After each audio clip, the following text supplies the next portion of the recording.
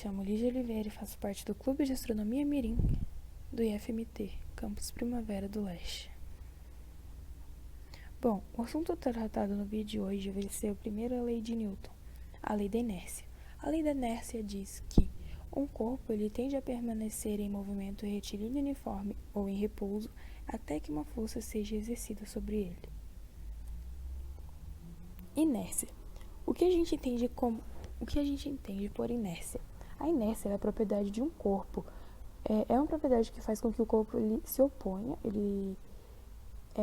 a qualquer agente que tente colocá-lo em movimento, ou caso se encontre em movimento, altere a magnitude ou a direção de sua velocidade. Um corpo em movimento continua movendo-se não por causa de sua inércia, mas por causa da ausência de uma força capaz de retardá-lo, mudar sua direção ou acelerá-lo. Ou seja, a inércia ela vai ser o estado de um corpo, que é um estado que vai ser constante. Ele pode ser tanto em movimento ou tanto em repouso, que vai ser um estado constante.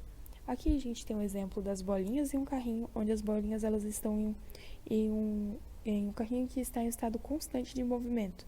Porém, ao adicionar um obstáculo, o carrinho para. Porém, as bolinhas, por não ter tido nenhum obstáculo que as impedissem de parar, elas continuam em movimento. E sobre a tendência de permanecimento de repouso? Aqui a gente tem o exemplo de uma moeda em cima de uma base. Ao exercer uma força sobre a base e tirar a base, a moeda ela vai continuar em estado de repouso. Porém, com a força da gravidade, ela vai cair dentro do copo com água. Movimento. Qual a ideia que nós temos de movimento? O movimento na física, ele vai ser uma variação de posição espacial de objeto ou ponto material em relação ao referencial do decorrer do tempo. Aqui a gente tem um exemplo da Terra e de seu satélite natural. O satélite ele está em movimento em relação ao planeta Terra. E o planeta Terra ele vai estar em movimento em relação ao astro no centro do nosso sistema planetário, o Sol. Retilíneo. Retilíneo ele significa em linha reta. É algo que está sempre em linha reta. E uniforme é algo que não vai haver variação, vai sempre ser um padrão. Como, por exemplo, a gente diz o uniforme escolar. O uniforme escolar ele é um padrão dentro da escola, dentro da instituição de ensino, para que todos estejam padronizados da mesma forma.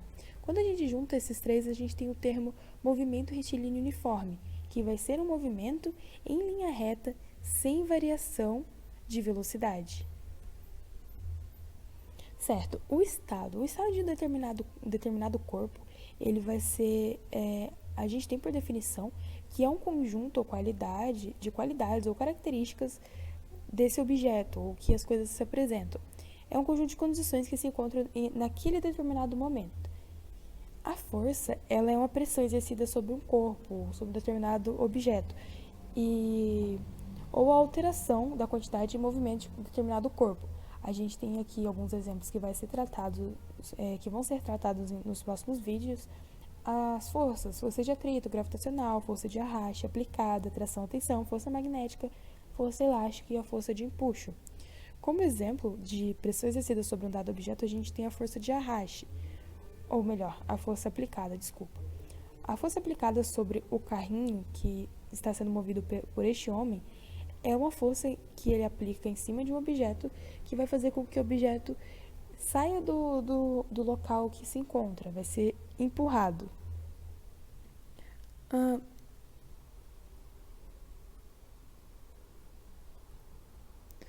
Bom, com isso a gente tem a ideia da primeira lei de Newton, a lei da inércia.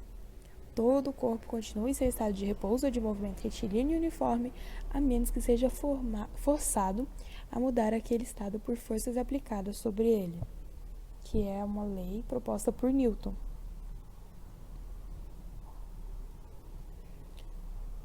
Enfim, quanto maior for a massa de um corpo, quanto maior for a massa de um corpo, maior é a sua inércia. E quanto maior for a inércia de um corpo, maior será a força necessária para alterar o seu estado de movimento.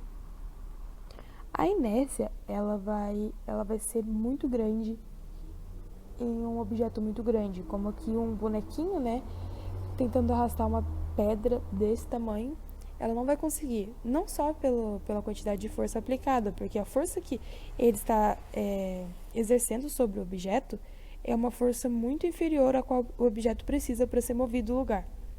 Mas também a gente vai ter a força de atrito, que é uma força que vai exercer, é uma força que é exercida contrariamente à força aplicada, que no caso é que o bonequinho está puxando a pedra.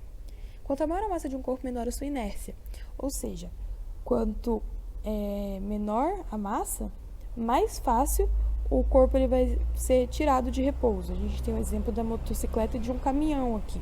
A aceleração de uma motocicleta para ela ser tirada do lugar é muito menor do que a de um caminhão, que é muito mais pesado. A gente fala pesado, mas a massa dele é muito maior.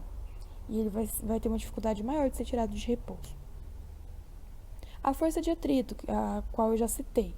Sempre que houver algo ou alguém exercendo uma força sobre o objeto, no caso aqui o objeto está sendo puxado, vai haver uma força contrária, que vai puxar esse objeto contrariamente. Mas isso não vai funcionar no vácuo.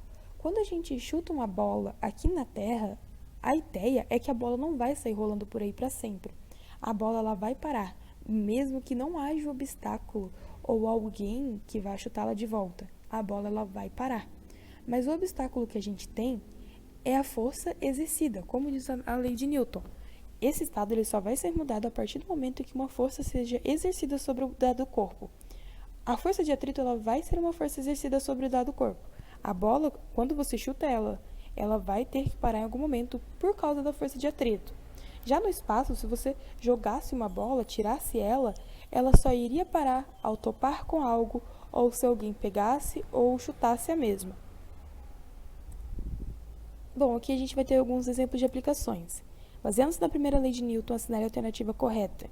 Dá uma pausa no vídeo e responde para mim qual que é a alternativa correta dentre essas 4.